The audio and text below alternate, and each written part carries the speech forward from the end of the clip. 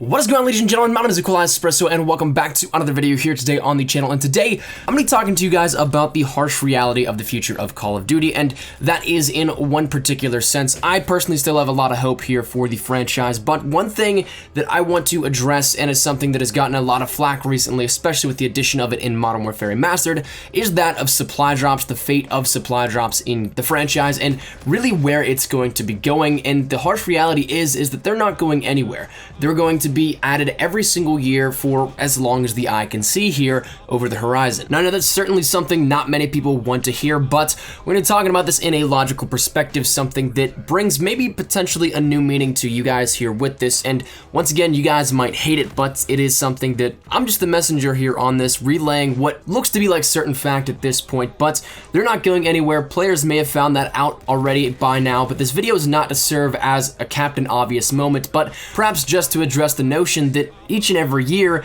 that this has happened, that it's some horrible surprise, like we don't know that it's going to happen. That's something that, especially within Infinite Warfare and now Modern Warfare Remastered, everybody thought this was the most horrible thing ever, that this is something we totally didn't see and we're just being blindsided as players. But when you look at it, it's something that kind of makes sense on why it's there. No doubt everybody can agree though that the supply drop system does have some sort of factor where you don't like it, whether it be weaponry in there, whether it be the pay to win system that it seems to promote, whatever it is something that I too am on board with it here, where I'm not the biggest fan of where it's gone in previous times. But let's face it, $1 billion in sales across the board, with progressively increasing numbers in micro sales rising each year. That's not going to go away just because what, truth be told, a small majority in the player count says shouldn't be there. Now, that 1 billion is, of course, across all of Activision Blizzard and all of their games, but there are micro DLC on the majority of those titles that are published in the last year. And of course, with that being said, that is once again on a steady rise in terms of how much is sold.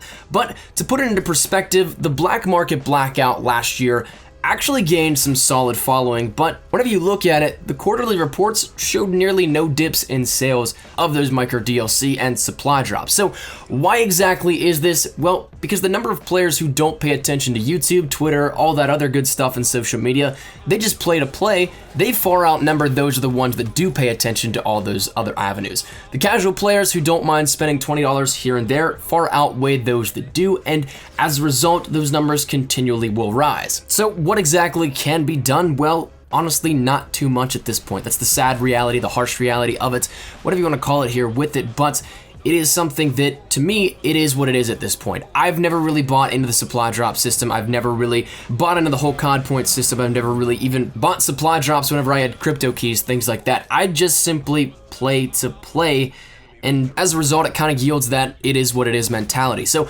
unless we can get on a mainstream scale where we reach millions and millions of people for, say, another Black Market Blackout type of thing here with this, and there are massive cuts to how much Activision earns with supply drops, it's probably not going to happen and not going to be something that changes in the course of the next year or two with this. But that said, overall, that's gaming in general now. And once again, it is a harsh reality and it sucks. I will say that first and foremost, I'm not a fan of paying for a game and having to pay for half of it later. Sure, 10 years ago, a full game was released and that was the full game in its entirety, but right now, this is just the gaming industry as a whole. And until there's another scheme that can make more money down the line that maybe replaces this, once again, it's not going anywhere, not just in Call of Duty, but Battlefield, mobile apps, pretty much anything you can think of here that sell these little micro in-game things. It's just the way that it is right now, and that's what the sucky part about it is. But right now, at this point in time, if we were to get an announcement of COD points or supply drops in the next title, I don't think that we should be surprised at this point. I don't think that we should be outraged that it's something that is totally, air quote, blindsiding the community, because it's something we've seen for the last 3 years now, and something that, as a result, yields even more sales. And any business in their right mind wouldn't cut a huge chunk of their revenues just because people don't like it. If it's making the money, it's making the money. And that's what one thing that a lot of people put past them whenever they go and rant on Twitter, Facebook, whatever it may be about supply drops, is the fact that Activision is a business. They're a publisher, and same with pretty much every game developer, though it is on a more micro level at that point.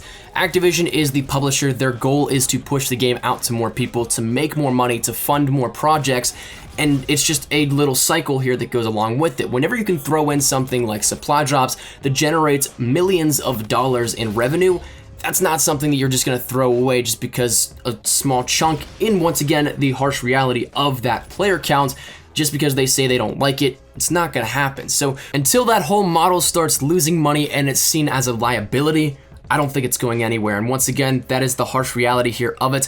The one light at the end of the tunnel that I would love to see maybe here as maybe say a critique of it, and something that probably won't happen though based off of previous years, is to keep Modern Warfare Remastered's supply drop system if it's going to be moving forward at all. That is the one acceptable way here that I think we could move forward with supply drops, because it is at the point in time only cosmetic. So that said, it is something that right now there are those rumors of weapons, but as of right now, they're not in there. So I'm not entirely too disappointed or upset with how that system was working. And honestly, if that was the way that I had to pick out of them, I would pick that one to lead the front here in the charge for supply drops if it were having to be that case. Ideally, I'd love to see it move to that point, because I know supply drops aren't going anywhere. And if I gotta say it honestly, you can't lie to yourself and say that you don't know that as well at this point. And with that said, whenever it's only cosmetic, that's okay to me. That is something that you can pay for it, and it doesn't affect the game in any way, shape, or form. Just gives you some extra loot, and once again, with the depot credits, you can actually earn those as well. And once again, all cosmetic, no stat changes, no paywall for weaponry, nothing but cosmetics. That's okay to me. That means that character models, camos, emblems, and sure, maybe a few other melee weapons are in there, but when it's just reskins of a knife, you're once again not buying into a system for advantages, but rather just cosmetics. So I think that right now, that is the way that I would love to see it. And as a result, I guess we'll see what time does. I don't think that it's going to go anywhere. I think it might get progressively worse, which does suck. But I guess we'll see what the future holds here for us. But right now, that's my thinking here. I just don't want to see a community divided whenever it's something that at this point seems almost like a natural occurrence whenever it comes back. I don't want people to think that they're being blindsided or ripped off here with it whenever we know this is going to happen. It's something that I don't... It's a touchy subject, I know, and honestly, I think some people might get upset with this here in the comment section, and that's okay. I just wanted to speak my piece here on it, just want to let my side of this be heard, because there's not really too much we can do if it's something that's already chosen for a future business model. So that said, we're gonna wrap it up here with this. Leave your thoughts down there in the comment section down below. Once again, if you guys disagree with me, that's totally cool. You guys are more than welcome to your opinion, but that's my piece. Hopefully you guys enjoyed, and if you guys did, make sure you drop a like down below. And of course, if you guys are new to the channel, make sure you guys subscribe to stay up to date with everything Call of Duty, Modern Warfare Remastered, Infinite Warfare, Black Ops 3, all that good stuff. We got some cool stuff on the horizon. So thank you so much for watching. My name's been Cool Espresso. I'll see you guys later. Hopefully you guys are having a great day. And maybe if we're lucky, we'll see something in the future change here with this. But thank you guys. I'll see you guys later. Take care and peace.